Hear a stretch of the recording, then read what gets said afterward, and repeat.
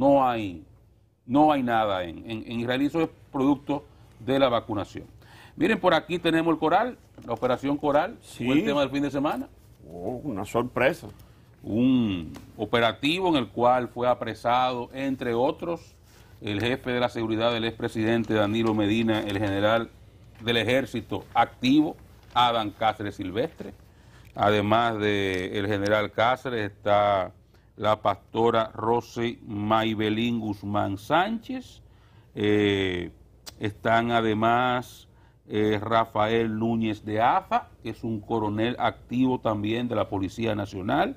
Raúl Alejandro Girón Jiménez y Tanner Antonio Flete Guzmán. Estas 5 personas son hasta ahora las que han sido señaladas en lo que la Procuraduría ha dado nombre como Operación Coral, y es Operación Coral, oigan esto, Operación Coral, porque el coral protege al pulpo y el pulpo come caracoles. Por ahí que va la cosa. Estas personas están siendo imputadas. Vamos a terminar en Bob Esponja. Sí, cualquier día de esto.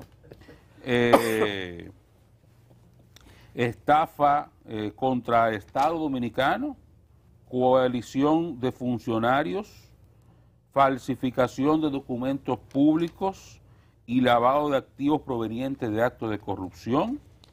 Son las acusaciones que se le hacen, además de asociación de malhechores y porte y tenencia ilegal de armas. Hoy a las 3 de la tarde será presentada la instancia de acusación ante el Juzgado de Atención Permanente del Distrito Nacional, y ya el Ministerio Público, el PETCA y la Dirección General de Persecución de la Corrupción, que dirigen respectivamente Wilson Camacho y Berenice Reynoso, como dicen toda la nota de prensa de ellos, que siempre resaltan los nombres de los cabezas de las direcciones, anunció ya que solicitarán prisión preventiva y declaratoria del caso como complejo.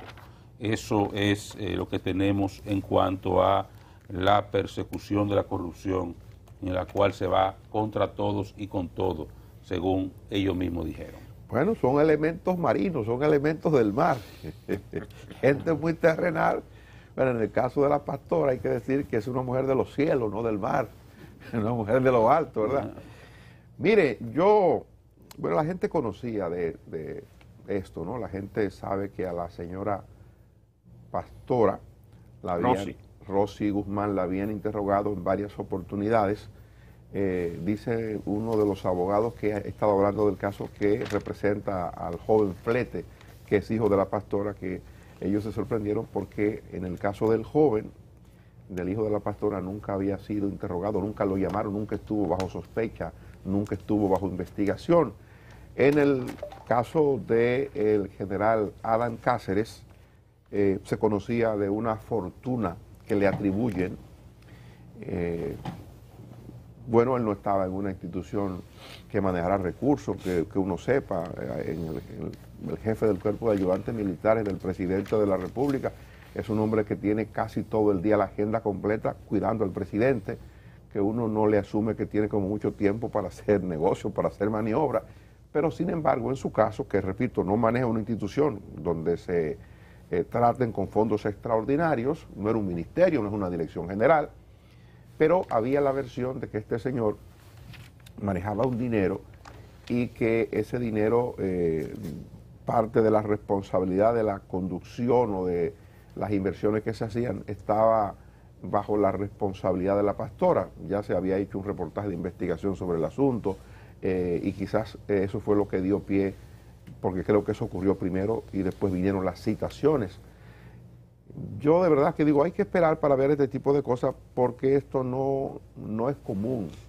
No es común que a un jefe de la seguridad de un expresidente, no es común que lo llamen para investigación, o por lo menos que lo estén sometiendo a la justicia, porque este es el inicio de la judicialización del proceso, y ya con acusaciones puntuales que se están presentando, hay una información, digamos que preliminar, que pueden servir para uno entender algunas cosas. Por ejemplo, el abogado de Cáceres, de Adán Cáceres, dice que sí, que había un vínculo entre Cáceres y la pastora y que era un vínculo más personal, pero que la pastora había intervenido en un proyecto de construcción de casa que era propiedad o que es propiedad del general, un proyecto que estaba el general Cáceres desarrollando, dice uno de los abogados de Cáceres. De verdad que al margen de lo que pueda ocurrir, y yo en este tipo de cosas siempre prefiero ser cauteloso, porque uno no sabe si todo lo que dice el Ministerio Público es cierto, o no sé si las cosas que va a conseguir el Ministerio Público es mayor de las que ha conseguido, no me puedo adelantar en ese tipo de cuestión, pero es evidente que esto se acerca mucho al expresidente de la República, Danilo Medina. La primera operación, la operación Antipulpo que conocimos, tiene guardando prisión en el modo preventivo todavía a dos hermanos de Amagalis y a Alexis Medina Sánchez, hermanos del expresidente Danilo Medina. Esta operación Coral va muy cerca, a los pies, o para decir más claro, a la espalda del presidente de la República, porque es quien maneja la seguridad del expresidente Danilo Medina. Creo que además de lo que pueda haber en términos de la certeza de que se haya podido cometer actos de corrupción, de que se haya utilizado la función de jefe de la seguridad del expresidente Medina o cuando fue presidente para enriquecimiento, utilizando tráfico de influencia o cualquier otro tipo de figura establecida en el Código Penal, fuera de eso, está claro que le están tocando cerca al expresidente. Ayer mismo el Partido de la Liberación Dominicana respondió al asunto y dijo que se pretende desmilitar la gestión del expresidente Danilo Medina, que el gobierno está tratando de esconder su incapacidad para gobernar con cebarse en la persecución de funcionarios que sirvieron al gobierno pasado, y ya se ha conocido, lo dijo hace un par de semanas, o más bien lo reiteró el ministro administrativo de la presidencia, José Ignacio Paliza, presidente del PRM, que ellos están levantando informaciones según las cuales durante los programas de visita sorpresa que encabezaba el presidente de la República y que coordinaba el anterior ministro administrativo de la presidencia, se está estableciendo el manejo irregular de fondos, una caja chica de miles de millones de pesos que se manejaba sin ningún tipo de control. Entonces, cuando usted ve lo que está ocurriendo y oye lo otro, entonces usted tiene razón a pensar que el asunto va directo hacia el expresidente Medina. Parece o por lo menos... Parece que ese es el objetivo. Parece. Sí, no hay duda que ese es el objetivo final de la justicia independiente, independientemente de cualquier independencia que independientemente tengan. Tiene un objetivo evidentemente dirigido al expresidente Medina. Pero yo como no soy adivino, no sé qué acusan a Cáceres, ni a Rossi, ni a la otra. Yo no veo cosas de esa investigación que son a fin de cuentas lo que dan origen a toda la investigación del Ministerio Público. Aquí el Ministerio Público no investiga nada por su cuenta propia. Es que salga una vaina de investigación periodística, entonces ahí sale entonces Pimentel, unas declaraciones, ahí hay corrupción, y arrancan a investigar. Es el proceder de este país. Pero como yo no veo ni una cosa ni la otra, ni no conozco la acusación, creo que a las 3 de la tarde hoy la van a presentar, ojalá que la socialicen, yo simplemente me remito a lo que siempre he planteado. ¿Qué necesidad hay de que ese hombre esté preso? Es lo que no entiendo. ¿Por qué ese hombre había acudido a cuantas citas lo habían dicho? Igual que la doña, que era pastora.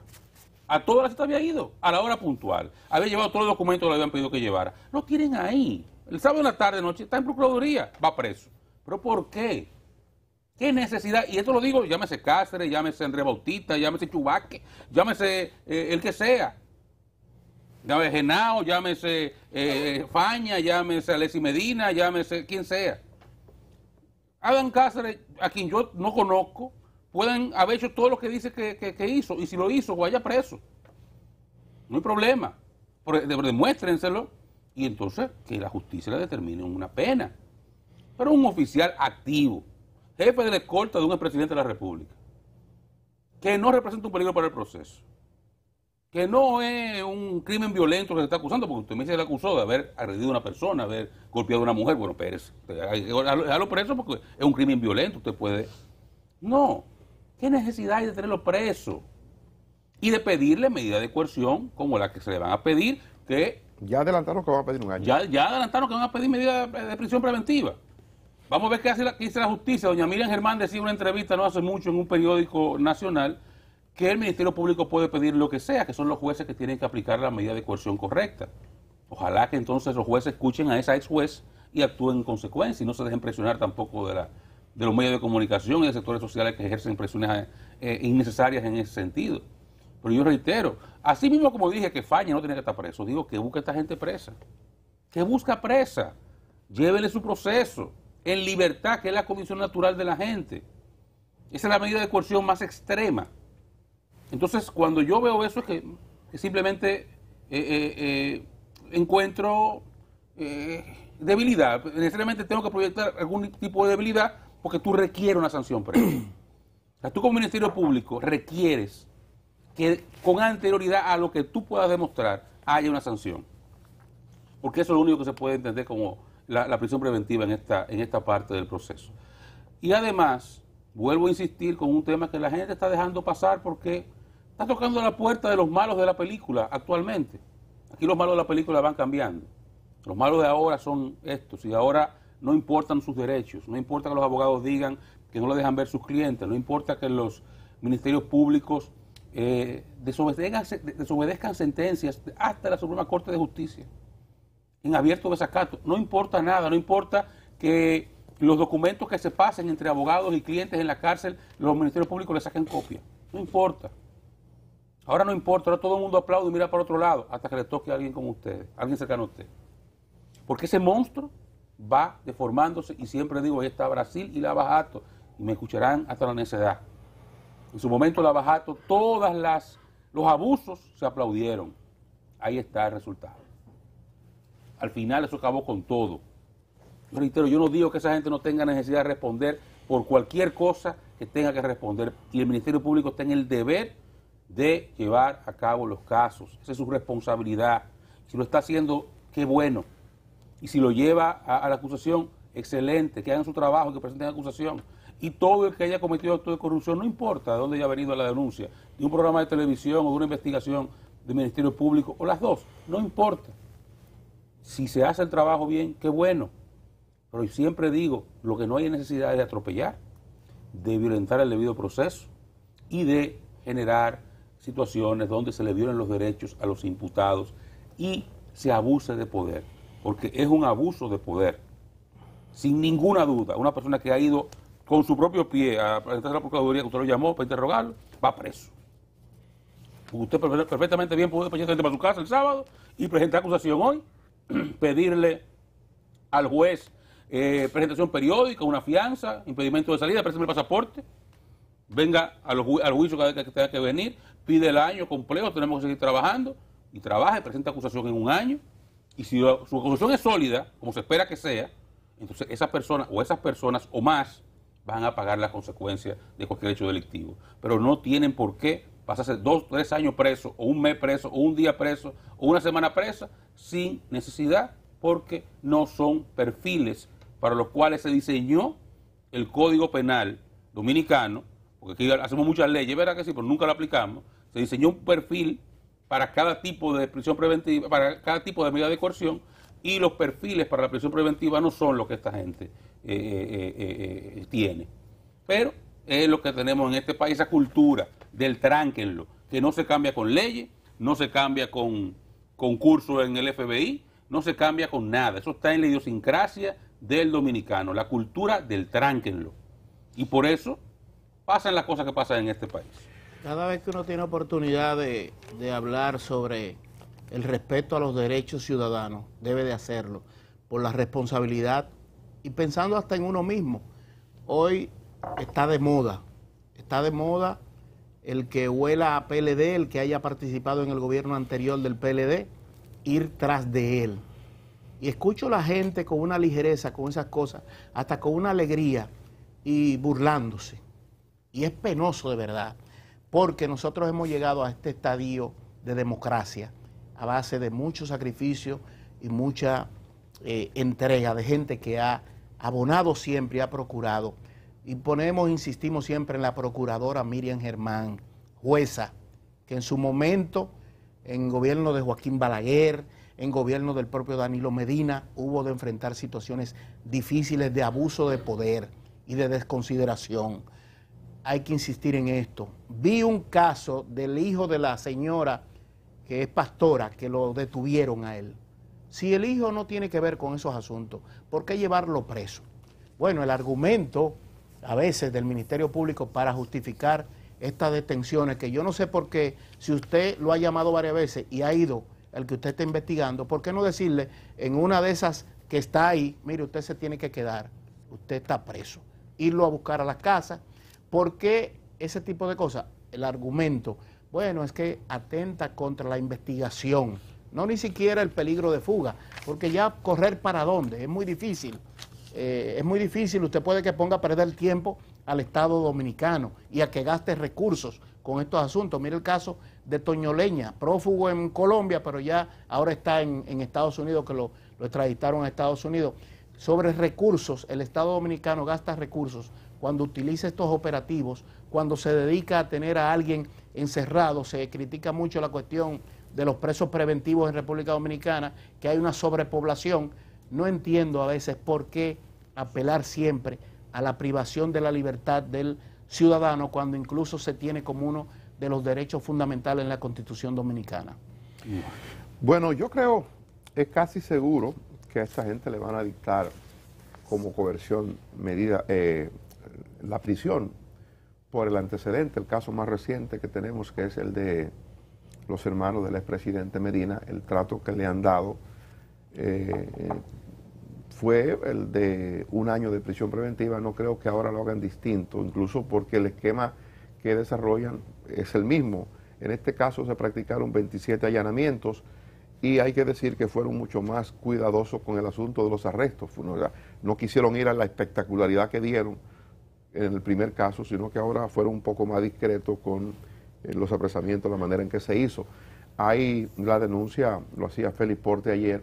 Félix Porte es abogado del coronel Rafael Núñez de Asa, y decía que no le habían permitido la comunicación en principio con su cliente. Le llamaba la atención a la Procuradora General de la República para que no le violentaran los derechos que le correspondía a ese ciudadano que había sido reducido a prisión y que tenía perfecto derecho de hacer contacto con su abogado, primero para que le notificaran la razón del apresamiento. Le dieron entregarle una copia, un documento, a partir del cual él supiera cuál era su situación, por qué estaba siendo detenido, por qué se privaba de libertad. Estaba haciendo ese reclamo y estaba reclamando lo primero, la comunicación con el cliente para poder a partir de eso establecer una estrategia de defensa. Ese tipo de cosas hay que cuidarlo, evidentemente, para no dañar el proceso. Ahora, que vaya a ser distinto, yo lo dudo. O sea, no creo que se vaya a hacer una diferencia entre el proceder reciente y lo que vaya a ocurrir a partir de hoy a las 3 de la tarde, cuando se presenten ya los argumentos para solicitar la prisión como medida de coerción.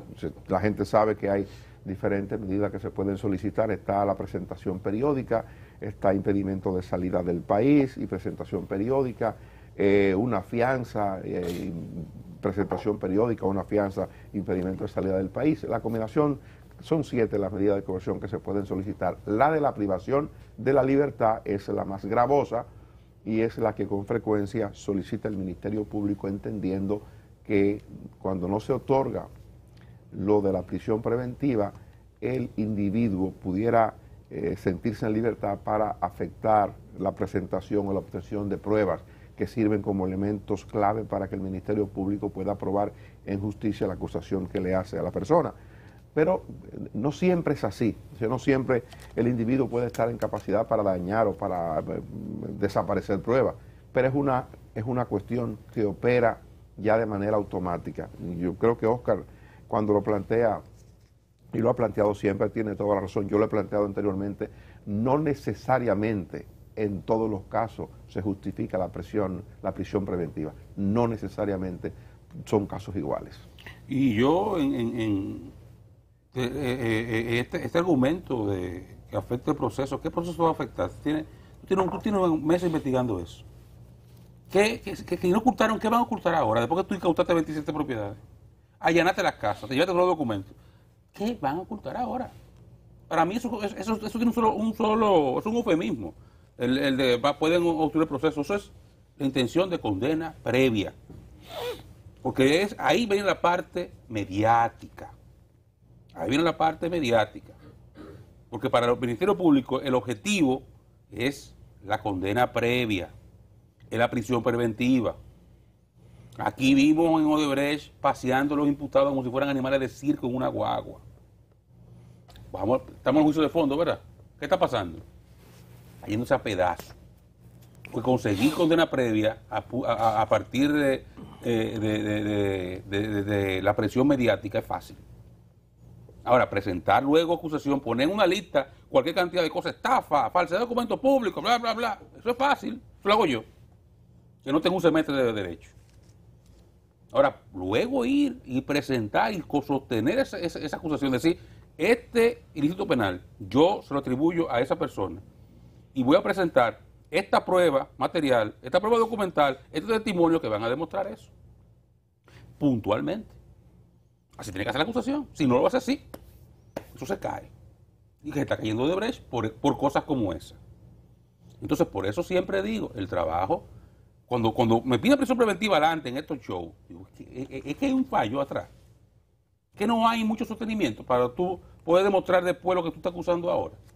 Es lo que a veces nos parte necesariamente a partir de eso, de esa falta de necesidad de irse hacia ese tipo de medida de coerción, porque no hay ninguna necesidad de pedir prisión preventiva. Y yo quisiera creer que el resultado va a ser diferente. Tal vez no haya en República Dominicana un juez más serio y más honesto que el, ¿cómo se llama? Vargas, José Alejandro Vargas. Posiblemente, y lo digo con sinceridad, tremendo juez. Ahora él aspiraba a una posición a la que llegó. Y ahí él tuvo que hacer un ejercicio de tomar decisiones, ¿verdad que sí? Porque, ajá, es así, la vida es así. La vida es así. Usted tiene que... Ahí está el show mediático. No, recuérdese que él tuvo que decir, porque él se cuidó. Sí, Yo sí. tengo que creer en la buena fe del Ministerio Público. Una buena fe en la que yo siempre he dicho, yo no creo. Él quiso creer, yo lo felicito. El Ministerio Público, ¿cómo va a creer un juez en una parte? En la buena fe de una de las partes. Una de las partes está llevando su caso, él tiene su intención de llevar su caso como lo quiere llevar. Ahora, tal vez ahora, el juez que toque o la jueza que toque, no tenga necesariamente que fiarse de la buena fe del Ministerio Público, ni aspire a una alta corte, que tampoco hay puesto abierto por ahora. Y tal vez si se limita los presupuestos, yo dudo mucho que el Ministerio Público pueda presentar razón alguna para la cual por lo menos 2 o 3 gente que están ahí tengan que estar en prisión preventiva. Por ejemplo, una gente como Adán Cáceres, general activo, jefe de la escolta de un presidente de la República, ¿pero a qué? O sea, ¿preso por qué?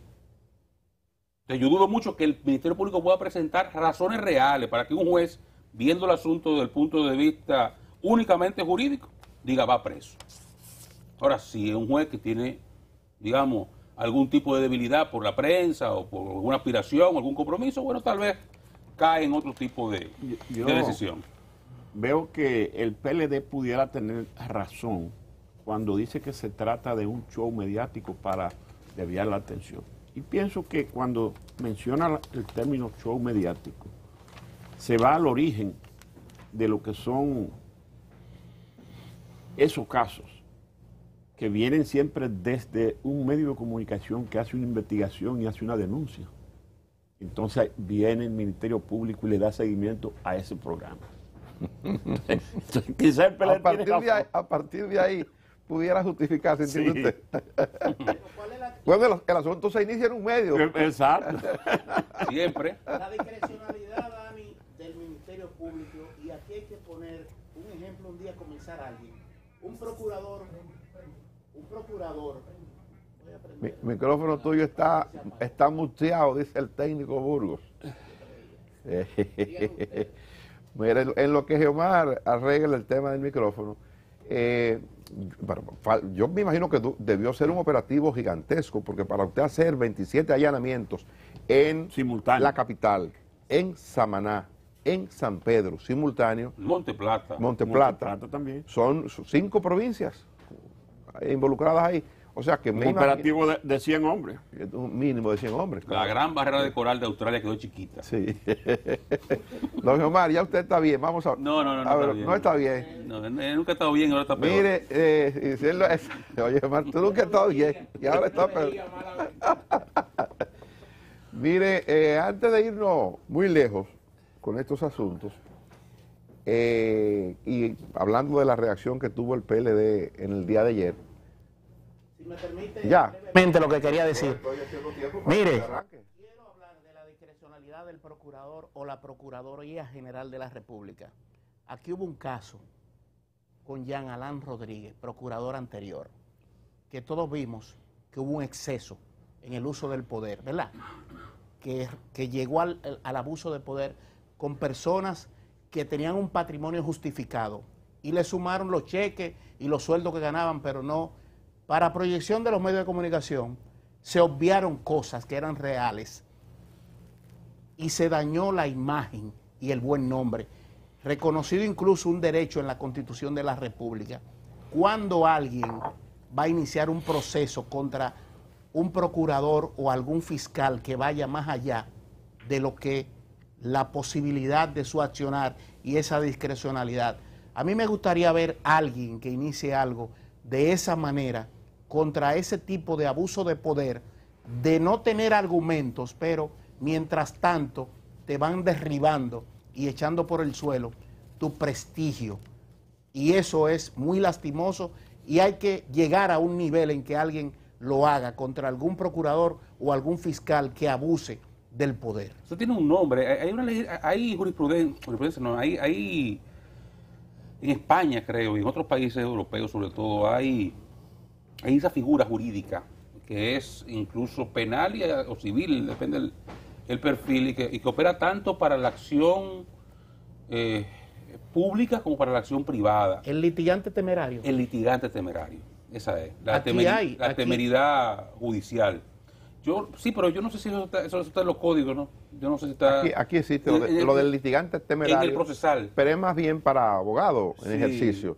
Pero en ese caso se trataría de un funcionario que hace uso excesivo del poder. Es otra cosa. Es otra figura, sí. Sí.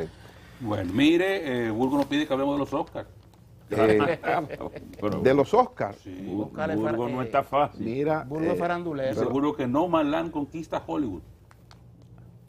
el Oscar que habla de los Oscars. No, yo no he visto casi nada de eso. Vi la ceremonia ayer, aburridísima. Ah, ¡Wow! ¡Qué vaina tan aburrida! Bueno, lo que pasa es que son los tiempos complicados. Novedoso el concepto, porque era como un lugar abierto, como ustedes ven ahí, no era un salón grande, poca gente asistió. Esa es la directora de No Man Land, una película también aburridísima. Yo la quité como los 20 minutos. Veré cómo la veo, que sea en 7, 8 partes, de 20 minutos en 20 minutos, que me dé sueño, vuelvo a poner un chin más. la directora entonces se parece a la película. ¿Sabes qué? Desde el punto de vista... Media de peluñar. Desde el punto de vista cinematográfico, lo que yo vi por lo menos muy linda, una película muy bonita desde el punto de vista de la fotografía. Parece que hay que leer el libro, Oscar. ¿Eh? El libro es muy interesante, parece. El libro que dio como origen la película. Y el tema es interesante, y tal vez que está mal soy yo. Yo no estoy, porque si la película ganó loca, evidentemente quien está mal soy yo. Trata sobre una... Inmigrante. No. Es una historia real de un pueblo. En Estados Unidos hay pueblos que son pueblos factory, o sea, un factory town, que es un pueblo que está, depende, todo el que vive ahí depende de la fábrica que está ahí. Este pueblo se llamaba Empire, en Nevada, y tiene una empresa que hace cheese rock, una fábrica de cheese rock. La fábrica de cheese rock cierra, de yeso, cierra, y el pueblo entero no tiene trabajo. Y la gente comienza a irse. El pueblo desapareció, de hecho, el código postal de ese pueblo desapareció. Y así comienza la película, dándote la ambientación sobre eso. Y es una mujer que viuda, que empaca sus cosas, todo lo que tiene en su furgoneta, y se va a recorrer los Estados Unidos, aparte de Nevada, y cómo se encuentran unos con otros, las situaciones que viven, ese nómada, la tierra del nómada. Esa es la historia que trata entonces de ese Inside America, que mucha gente desconoce y solamente se queda, digamos, en creyendo que Nueva York, Los Ángeles o Miami, Washington, que son Estados Unidos, y hay otros Estados Unidos que no se ve tanto, bueno, otra visibilidad. Pero la película es lenta y la verdad es que hay que verla domingo en la mañana recién levantado. Esa ganó, como se preveía, mejor película, mejor actuación, Frances McDormand, el tercer Oscar de su carrera, lo que le acaba de encumbrar, una de las mejores actrices de su generación. Y mejor director, que era China, que también era la favorita, en esa tres era la favorita. Es una china criada en Inglaterra, que ganó a mejor dirección, la segunda mujer que gana mejor director en la historia de los Oscars. Anthony Hopkins ganó el Oscar a mejor actor por la película The Father, otra película que también tengo pendiente de ver, pero que es lenta, entonces también tengo que elegir un par de días que sean más lentos de la cuenta. Eso fue en resumen, ¿verdad? Una ceremonia aburrida porque no hubo espectáculo, a diferencia de años anteriores que es un show, que el presentador hace su show, hace su chiste. No, los efectos del COVID cambian Fue muy sobria, era prácticamente era parsimonioso, la gente tenía todo el tiempo para hablar lo que le diera su gana, y esa gente pasó hablando. Era presentación de nominados y después unos discursos largos de usted se imagina, y mucho bla, bla, bla. Y bueno, al final se ganaron los Oscars lo que estaban pensados ganar, y muy político, el enfoque muy político. Ustedes saben el año que ha habido en Estados Unidos políticamente, desde las manifestaciones en Minneapolis por la muerte de George Floyd hasta las propias elecciones. Estuvo marcado evidentemente por la política también esta ceremonia de los Oscars. Eso más o menos en resumen ahí de lo que fue una gala en la época del COVID, los 93avos o premios de la Academia entregados anoche. Ahí está complacido Burguito. Sí, señor. Mire, bueno, vamos a hablar de cosas positivas de República Dominicana que están ocurriendo. Por ejemplo, las exportaciones, un reporte de incremento, de mejoría incluso este año, comparando el periodo de este mismo periodo del 2020. La Asociación de Exportadores, dice la presidenta Elizabeth Mena, que hubo un incremento de las exportaciones, 2.750 millones de dólares exportados en el primer trimestre del año 2021, un 9.7% en comparación con igual periodo del año 2020. Esto es interesante, lo mismo que el Grupo Popular, que presenta crecimiento, un 15.6%, celebraron su asamblea general este fin de semana y se informó que la consolidación del grupo, entre las empresas que forman parte del grupo, el Banco Popular tiene la mayor aporte con un crecimiento de un 16.5%. Hay unos detalles financieros que son unos números ahí que verá que aburriría muchísimo decirlo, pero qué bueno. Dentro del grupo, ¿verdad? Ya el banco había presentado Sí. Entonces, para la parte que tiene que ver con la empleomanía, ¿cuántas personas? Ese número puede ser aburrido para alguna gente. Para usted, no tiene un peso. Pero para lo del grupo son números muy fabulosos. Muy interesante. Pero es interesante por la cuestión que tiene que ver los empleos, el aporte al fisco, todas esas cosas que reflejan también la consolidación y estabilidad de la economía en la República Dominicana. No hay duda de que los grupos financieros, y eso ya está establecido, también las empresas de telecomunicaciones han logrado hacer mejores negocios en estos tiempos, y los bancos han estado amoldándose a lo que las circunstancias han dado, y han estado haciendo operaciones, han estado dando servicios permanentemente a pesar de la pandemia, y han crecido.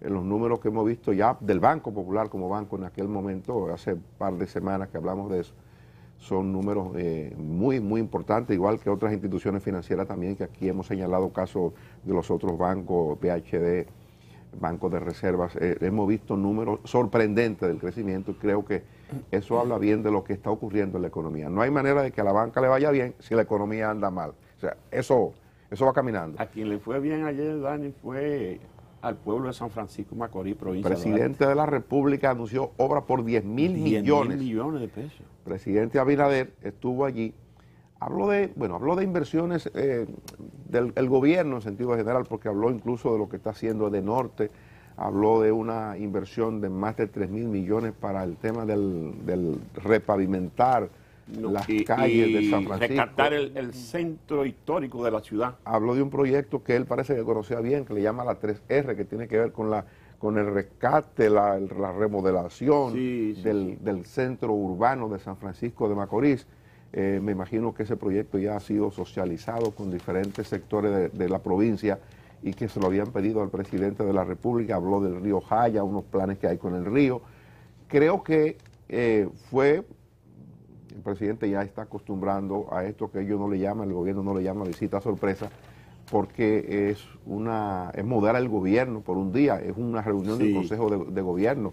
Ahí estaba el presidente en compañía casi del 100% de los ministros, de los directores generales, despachando con ellos los asuntos de gobierno, y fue ahí, en el marco de esa reunión, que habló de la inversión de más de 10.000 millones de pesos. Hay una fotografía muy bonita, una de las que se presentan sobre el encuentro del presidente Luis Rodolfo Abinader Corona, una señora que va a abrazarlo, porque la gente se olvida que estamos en COVID, y el presidente entusiasmado también va y le agarra la cabeza y va a abrazar a la señora, una señora con el casco colorado, muy a la moda, parecía como, por el color del casco, ¿verdad? Del cabello, parecía como una londinense. Pero interesante el encuentro. Creo que este tipo de cosas debe seguirse haciendo porque a la gente le gusta. Se ha venido haciendo en diferentes provincias ya. Bueno, claro, a la gente le gusta. Se hizo en San Juan, que era una visita que tenía el presidente. ¿Y en Santiago? Se hizo en Santiago, se hizo aquí en la provincia de Santo Domingo. El presidente está haciendo esto y eso es bueno siempre. Yo lo decía cuando el presidente Medina hacía lo de la visita sorpresa. No me gustaba mucho que a la prensa no le daban acceso. El presidente nunca quiso que la prensa tuviera acceso a eso. Y yo entendía que el hecho de que tuviera la prensa ayudaba, incluso porque obligaba al gobierno de manera mucho más imperativa a cumplir con promesas que se hacía a partir de cuando la prensa podía establecer los levantamientos y la petición de la gente, qué cosa de la que la gente pedía se satisfacía. Pero ahora, al hacerlo así, al hacer una sesión de trabajo abierta con la presencia de todo el mundo, incluyendo la prensa, que está ahí viendo lo que ocurre, es importante, pero la parte más importante para mí es lo que se genera a partir de que el jefe del Estado puede ver con sus propios ojos lo que está ocurriendo. Sí. No que le cuenten al presidente, no, el funcionario, el ministro de tal cosa. Yo estuve en San Francisco, hay que ver las calles están rotas. Cuando el presidente va, cuando el presidente lo ve, el que tiene la autoridad para hacer ajuste en el presupuesto complementario, o tiene la posibilidad de hacer sugerencias para el presupuesto del año que viene, cuando el presidente lo ve es otra cosa. Por eso yo abogo porque los presidentes siempre tengan estos contactos con los pueblos. En el caso de Abinader, que yo digo, y a él se lo dije en una ocasión, que es un hombre urbano, y es un hombre de la ciudad, es un hombre que nació en la ciudad, pero esa parte la suple cuando él va al campo y ve. Me alegró por eso, y lo comento ahora, verlo hace un par de semanas yendo al inicio de una cosecha de arroz. Sí, por esa misma zona. Por esa misma zona. Eso no se estilaba. Sí. Y el presidente se interesa por ese tipo de cosas. Encaramó en un tractor. Exacto, se encaramó en un tractor, quizás primera vez en su vida. No, si se cae. Eso es bueno, eso es bueno. Yo estoy de acuerdo contigo en Sí. eso. No importa el modelo, ya sea visita sorpresa, como lo hacía Danilo, o estos consejos de gobierno que el presidente de la República lleva al interior. Siempre que el presidente sale de palacio y lleva al gobierno y la presidencia de la República a la gente, a los pueblos, a los campos, eso es bueno porque cosas buenas salen de ahí. No, y no sale nada malo. le levanta el ánimo a los locales. No, y las políticas públicas mejoran. O sea, el presidente que está